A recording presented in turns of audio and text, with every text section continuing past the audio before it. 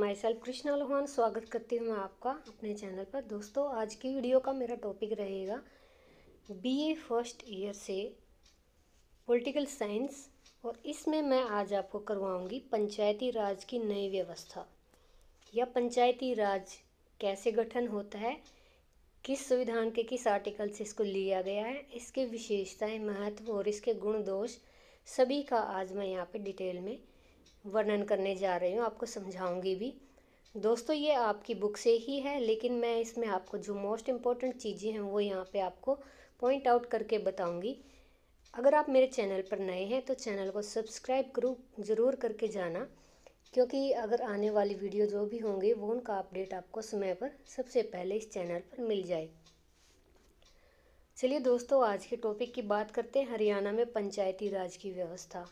तो सबसे पहले हम ये देखेंगे कि ये लागू कब से हुई है। सबसे पहले तो यहाँ पे आपका क्वेश्चन नंबर 7 है, हरियाणा में पंचायती राज की नई व्यवस्था। ये हुई थी 1994 में 73वें संविधान संशोधन के आधार पर हरियाणा विधानसभा द्वारा मार्च 1994 में हरियाणा पंचायती राज अधिनियम पास किया गया। कब हुआ था? 1994 में 73 आर्टिकल के द्वारा, जिसे 21 अप्रैल 1994 को राष्ट्रपति की स्वीकृति और 22 अप्रैल से पूरे देश में ये क्या कर दिया गया? लागू कर दिया गया। ठीक है। उसके अनुसार हरियाणा में 3 स्तरीय राज के गठन की व्यवस्था की गई, यानी कि ग्राम पंचायत के आधार पर 3 जो समितियां बनाई गई, संस्थाएं बनाई गई, ये थी ग्राम सभा, ग्राम पंचायत, पंचायत समिति, जिला परिषद। तो दोस्तों, इसमें जो ग्राम सभा या ग्राम पंचायत एक को ही बोलते हैं, फिर पंचायत समिति और जिला परिषद, तो ये इसके कितने पार्ट हो गए? 3 पार्ट हो गए। ग्राम सभा किसे कहते हैं, अब ये समझ लेते हैं। सबसे पहला पॉइंट, या ग्राम पंचायत एक ही बात है। ग्राम सभा को पंचायती राज की नींव कहा जाता है, यानी कि नींव कौन है इसकी? ग्राम सभा पंचायती राज की। एक ग्राम पंचायत के क्षेत्र में रहने वाले सभी मतदाता ग्राम पंचायत के ही सदस्य होते हैं। ग्राम सभा की एक वर्ष में 2 सामान्य बैठकों का होना जरूरी है, यानी कम से कम 2 बैठक होनी चाहिए साल में। ग्राम सभा अपने अध्यक्ष, जिसे कि सरपंच कहते हैं, तथा कार्यकारी समिति का चुनाव करती है। ग्राम सभा ग्राम पंचायत द्वारा बनाए गए वार्षिक बजट पर सोच विचार करती है, अपने क्षेत्र के विकास के लिए योजनाएं तैयार करती है। ग्राम सभा विकास योजनाओं का लागू करने में भी सहायता करती है, लेकिन व्यवहार में ग्राम सभा कोई विशेष कार्य नहीं, इसकी बैठकें बहुत ही कम होती हैं। आजकल आप देख रहे होंगे जितनी भी ग्रांट आती है सेक्रेटरी के पास पंचायत से मिलकर, उसका कम ही उपयोग होता है, उसको बहुत कम लगाया जाता है जनता के भलाई पर। अब यहाँ पे 9th क्वेश्चन इसी में है, ग्राम पंचायत या ग्राम सभा का गठन कैसे होता है, इसके बारे में देख लेते हैं। ग्राम पंचायत ग्राम सभा की कार्यकारिणी पंचायती राज की त्रिस्तरीय प्रणाली में सबसे निचले स्तर की इकाई है, यानी पहले पंचायत हुई, पंचायत के बाद फिर क्या होगा? पंचायत समिति, इसके बाद ग्राम पंचायत सबसे निचली है, फिर पंचायत समिति, फिर इसके बाद जिला परिषद। तो इसी तरह से इसकी सबसे नीचे वाली कार्यकारिणी परिषद है। पंजाब में ग्राम पंचायत के सदस्यों की संख्या एक सरपंच के साथ 13 पंच होते हैं। लगभग कितने होते हैं? 5 से लेकर 13 के आसपास पंच होते हैं। वैसे बोला जाता है एक सरपंच के साथ जो है 4 पहले होते थे, शुरू में किया गया था, यानी कि ये सरपंच था और ये पंच था, लेकिन समय की अधिकता और खंडों की अधिकता की वजह से देखते हुए इसमें जो है ये 5 से 13 पंजाब में है। अब इस आधार पर यह सरकार द्वारा निश्चित की जाती है। ग्राम पंचायतों के सदस्यों का चुनाव ग्राम सभा द्वारा प्रत्यक्ष चुनाव प्रणाली, यानी कि सरपंच का प्रत्यक्ष चुनाव प्रणाली द्वारा होता है। इसमें सभी अनुसूचित जातियां, जनजातियां या महिलाएं सबको आरक्षित रखा जाता है, यानी कि कितना है ग्राम पंचायत में आपको भी पता होगा, 33% इनको मिला हुआ है। अब आगे देखते हैं, इसमें आगे सरपंच का चुनाव भी ग्राम सभा के सदस्यों द्वारा प्रत्यक्ष रूप से किया जाता है। सरपंच ग्राम सभा की बैठकों की अध्यक्षता करता है, यानी कि वो जितनी भी बैठक होती है उनके उनके प्रतिनिधित्व कौन करता है? सरपंच करता है। बैठक कौन लेता है? सरपंच लेता है। ग्राम पंचायत में निर्णय बहुमत से लिए जाते हैं, यानी पंचों की राय भी मान्यता रखती है। ग्राम पंचायत का कार्यकाल कितने साल का होता है? आपको पता है इस चीज़ के बारे में? 5 साल का। चलिए अब नेक्स्ट करते हैं हम। इसका अध्यक्ष कौन होता है? इसके कोई 3 कार्य है, हम छोटी से छोटी डिटेल से इसे समझेंगे। ग्राम पंचायत का अध्यक्ष आपको भी पता है सरपंच होता है, जिसको सभापति भी बोलते हैं। उसका चुनाव ग्राम सभा के सदस्यों द्वारा प्रत्यक्ष रूप से किया जाता है। सरपंच के 3 मुख्य कार्य होते हैं। ग्राम पंचायत की बैठकें बुलाना, उनका अध्यक्ष बनना। सरपंच ग्राम पंचायत की बैठकों की कार्रवाई का रिकॉर्ड रखता है, भी कितनी बैठकें हुई, क्या क्या कार्य उन पे किए गए। सरपंच अपने गांव के पंचायत की वित्तीय और कार्यकारिणी प्रशासन के लिए उत्तरदायी होता है, यानी कि जितने भी पैसे आते हैं, कहाँ लगे हैं, कितने बचे हैं, इस तरह से सबका रिकॉर्ड इन्हीं के पास होता है। अब इसके ग्राम पंचायत के किन्हीं 3 मुख्य कार्य हैं। गांव में शांति बनाए रखना, क्षेत्र में सफाई का प्रबंध और यहाँ पे रहने वाले लोगों के स्वास्थ्य का ध्यान रखना। ये 3 मेन कार्य होते हैं जिसके लिए जनता जो है चुनाव करती है सरपंच का।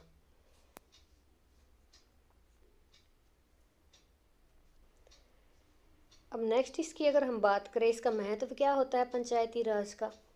इसमें जनता का अपना शासन होता है, यानी जनता का अपना शासन कैसे होता है? वह चुनाव में भाग लेती है, अपना प्रतिनिधि चुनती है, जो कि उसके प्रशासन संबंधी, समाज कल्याण संबंधी, विकास संबंधी, न्याय संबंधी सारे कार्य करती है। और ये गांव के प्रत्येक व्यक्ति का भविष्य निर्माता होता है, यानी कि जनता का शासन चलाने वाला ग्राम पंचायत। तो भारत का नागरिक अब किसी के अधीन नहीं है, वास्तविक रूप से ये पंचायत पर या फिर अपने ऊपर ही शासन करने वाला होता है। अधिकारों और कर्तव्यों का ज्ञान होता है। पंचायती राज की स्थापना से गांव के प्रत्येक व्यक्ति स्वयं को गांव के प्रशासन से संबंधित समझते हैं। आज के ग्रामीण अपने कर्तव्यों के बारे में पहले से ज़्यादा जानते हैं। गांव के निवासी अब ग्राम सभा की बैठकों में भाग लेते हैं, दिलचस्पी दिखाते हैं, चुनावों में ग्राम पंचायतों द्वारा निश्चित करते हैं। ये सारी चीज़ें हैं कि यानी कि वो पूरी भागीदारी है अब जनता की, उन्हें अपने अधिकारों और कर्तव्यों का ज्ञान है। ग्राम पंचायत का महत्व थर्ड क्या है यहाँ पे? आत्मनिर्भरता। पंचायती राज की महत्वपूर्ण उद्देश्य ग्रामों को आत्मनिर्भर बनाना है, यानी कि जितना भी हो सके उनको काम उपलब्ध कराना। ग्राम पंचायत, पंचायत समितियाँ जनता की अपनी संस्थाएं होती हैं।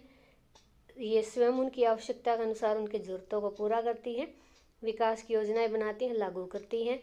फिर ग्रामीण विकास की योजनाएं जो सरकारी कर्मचारियों द्वारा बनाई जाती है वो उन्हें स्वेच्छा से लागू करते थे पहले तो, परंतु अब लोगों की अपनी इच्छा पर निर्भर है कि गांव के लोग अपनी विकास योजनाओं को स्वयं लागू करते हैं, कि बताते हैं कि भाई यहाँ पे गली में, पानी में या साफ सफाई में, बिजली में जितनी प्रॉब्लम्स है सब इनसे डिस्कस होती हैं। कृषि का विकास, आर्थिक उन्नति, यानी कि कृषि का विकास कैसे होता है? पंचायती राज के द्वारा। तो इसमें ग्राम पंचायत और पंचायत समितियाँ या जिला परिषद जो भी होते हैं सभी अपने अधिकारी कर्मचारियों की सहायता से किसानों को अच्छी किस्म के बीज देती है, वैज्ञानिक कृषि या नवीनतम कृषि यंत्रों की जानकारी देती है, कृषि की उपज बढ़ती है जिससे, और जहाँ किसान और गांव के लोगों की आर्थिक सामाजिक रूप से तरक्की होती है और देश जो है अनाज के मामले में आत्मनिर्भर बन जाता है। अब प्रशासन की शिक्षा क्या है? प्रशासन जो है, प्रत्येक व्यक्ति प्रशासन की जिम्मेदारी संभालने के लिए तैयार रहता है। पंचायती राज गांव के अशिक्षित व कम शिक्षा प्राप्त लोगों को प्रशासन की तरफ से शिक्षा देता है, यानी कि यहाँ पे जैसे होता है ना, अनपढ़ होते हैं या फिर जो उम्रदराज होते हैं, नहीं पढ़े होते, तो उनको भी शिक्षा प्रदान की जाती है। न्याय करने के लिए ऐसी संस्थाओं को लागू करते हैं या उनको जो डेवलप करते हैं, जो कि लोगों का मतलब क्या कहते हैं उसको, न्याय विकास जैसे जो भी करता है, उससे लोग गांव के नियम बनाने, लागू करने, विकास योजनाएं बनाने, न्याय करने का भी साधन बन जाता है। पंचायती राज स्थानीय शासनों के, स्थानीय स्वशासन संस्थाओं की अपेक्षा लोगों की प्रशासन यानी कि खुद के राज से ज़्यादा लोगों के राज पर ध्यान देता है। अब इसमें निष्कर्ष रहेगा, पंचायती राज की महत्ता से स्पष्ट होता है, यानी महत्व से, कि भारत का विकास काफ़ी मात्रा में इस पर निर्भर करता है कि जब तक देश का आधार शक्तिशाली नहीं होगा जब तक देश का विकास संभव नहीं है। इसलिए पंचायती राज के महत्व पर बल देते हुए राजीव गांधी ने कहा था कि पंचायती राज भारत के प्रशासन में नई स्फूर्ति को जन्म देता है। पंचायती राज के विकास से देश को सच्चा और वास्तविक आधार प्राप्त होता है। तो ये किसने कहा था? राजीव गांधी ने। तो ये आप शुरू में भी लिख सकते हैं, वहाँ ज़्यादा अच्छा लगेगा निष्कर्ष की बजाय।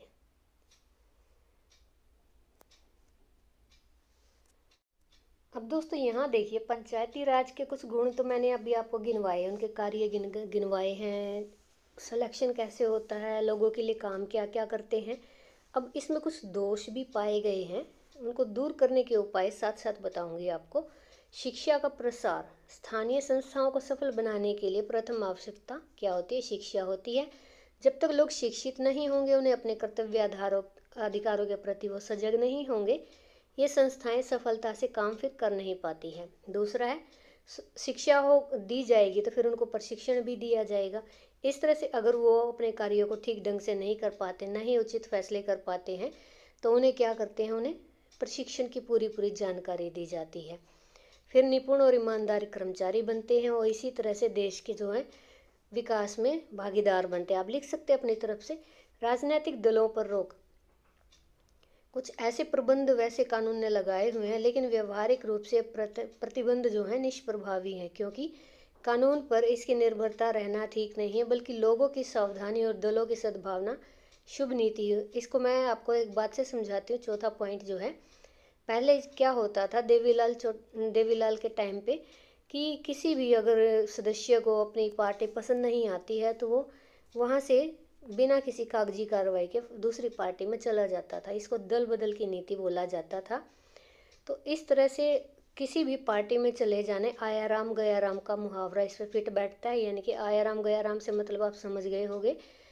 तो इसी तरह की राजनीतिक दलों पर उन्होंने रोक लगाई कि भी व्यवहारिक रूप से आप इधर उधर जाओगे तो आपको तो रोक तो कोई सकता नहीं। अब भी चलता है, कोई किसी पार्टी को ज्वाइन कर लेता है, लेकिन इसमें रोकने का एक ही इन्होंने तरीका बताया, लोगों को सावधानी रखनी पड़ेगी और जो दल होते हैं आपस में सद्भावना बनाए रखे, शुभ नीति ही उनके लिए ज़्यादा उपयोगी हो सकती है। फिर ग्राम सभा को सक्रिय करना। अब ग्राम सभा को कैसे सक्रिय किया जा सकता है? जैसे कि बैठकें नियमित रूप से होनी चाहिए, गांव के नागरिकों को इसमें रुचि लेनी चाहिए, समस्या या फिर क्षेत्र के प्रति उनकी उत्साह जो है दिखाई नहीं देता, जो कि क्या बनता है फिर असफल या असंभव होता है पंचायती राज के लिए। तो प्रभावी कैसे बनाना है उसको, उसमें दिलचस्पी लेनी चाहिए, हर एक नागरिक को अपने क्षेत्र से संबंधित समस्याएं बतानी चाहिए, बैठ के करवानी चाहिए। फिर 6 पॉइंट है, सरकारी हस्तक्षेप में कमी। स्थानीय संस्थाओं को अपने कार्यों में अधिक से अधिक स्वतंत्रता मिलनी चाहिए। ये संस्थाएं सफल हो सकती हैं अगर इनमें सरकारी इंटरफेयर या कंट्रोल ना हो, ठीक है। और इसलिए सरकार को चाहिए कि इन संस्थाओं को ज़्यादा ही ज़्यादा स्वतंत्रता दे और इनके पथ प्रदर्शन के लिए मार्गदर्शन करे। फिर है, धन की आवश्यकता तो होती ही है भाई, लोगों के जीवन में सुधार करने के लिए योजनाएं बनाते हैं, और योजना बनाते कब हैं? जब उन्हें वित्तीय सहायता मिलती है, उनको पैसा होगा तो ही योजनाएं जो है सफल होंगी। 8वां है, नियमित चुनाव होने चाहिए।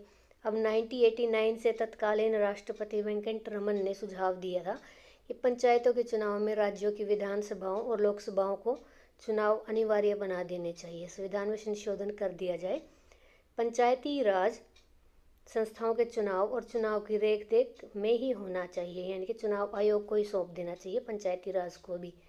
पंचायती राज की संस्थाओं को अधिक शक्तियां देनी चाहिए, जिससे क्या होगा, इसमें संस्थाओं को अधिक अगर शक्तियां प्रदान की जाएंगी तो वो क्या करेंगी, अपनी शक्तियां और दायित्व को पूरी तरह से निभाएंगी। अब इसको लागू कब किया गया था? 23 दिसंबर 1992 को लागू किया गया था और आर्टिकल 73 के अकॉर्डिंग संशोधन इसमें अमेंडमेंट की गई थी। अब इसमें नेक्स्ट चलिए देखते हैं, 10th पॉइंट है, पंचायती राज संस्थाओं में सकारात्मक संबंध होने चाहिए। अब 3 संस्थाएं मैंने आपको बताई थी, उन तीनों में ही सकारात्मक संबंध होने चाहिए, यानी कि अगर किसी एक में भी एक दूसरे के प्रति सद्भावना नहीं होगी तो जो है पंचायती राज जो है विफल हो जाएगा, उनके मध्य टकराव की स्थिति बनेगी। निष्कर्ष में आप लिख सकते हैं कि आज देश में पंचायती राज की स्थिति इतनी सराहनीय नहीं है, अंग्रेजों के टाइम भी नहीं थी। पंचायती राज जनता का राज है। लोगों को अपनी स्थानीय आवश्यकताओं की पूर्ति और विकास कार्य के लिए स्वतंत्रता दी जाती है। लेकिन इसमें चलती किसकी है? सरपंच की चलती है, सेक्रेटरी की चलती है। जो भी पंचायत समिति के सदस्य होते हैं, जिला परिषद के सदस्य, आपस में मिल बांट के वो खा लेते हैं, इसलिए ये अब तक भी सफल नहीं है।